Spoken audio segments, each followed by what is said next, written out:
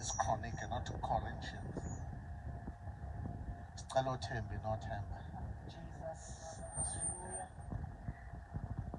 Incwadi Chronicles esibili verse 12 chapter 20.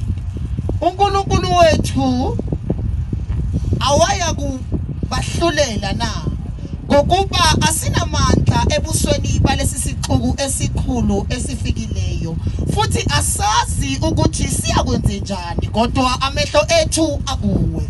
Amen. Laba zalwana sithola udaba lenkosi uJehoshaphat. uJehoshaphat inkosi yakaJuda.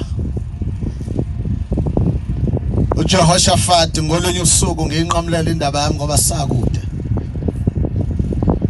Uthola umbiko ukuthi khona izizwe ezimhlaselayo engalindele.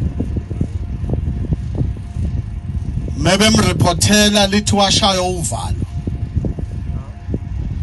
Bathe kushayeni uvalo lakhe waphendula ubuso bakhe ukufuna uJehova. Engana solution ukuthi uzokwenza njani. Ngifuna ukukhuluma ngezisekelo zomthandazo. Ngoba kwesinye isikhathi sizothandaza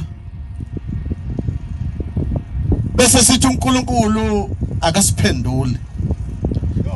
Kanti khona ezinye izinto esineglectayo emthandazweni. Shout amen.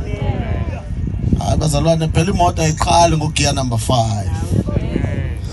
Hayi bazalwane ayiqali ngogear number 5. Qala ngo1 ize ku6. Cha ngawusho nje ugear na gear number 1 uthi amen.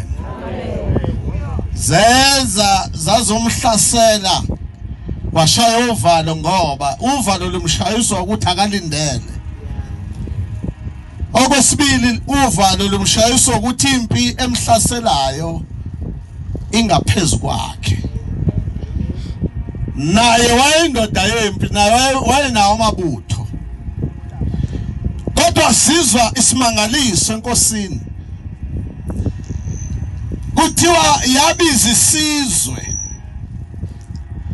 Yathi kuzila ukudla. Kwazila ukudla ukufuna uNkulunkulu. Into engiyithandayo ke sesongena ke kwi-gist yendaba. Ukuthi bonke baphuma emzini yabo. Baya la inkosi babizele khona ukuthi bazothandaza.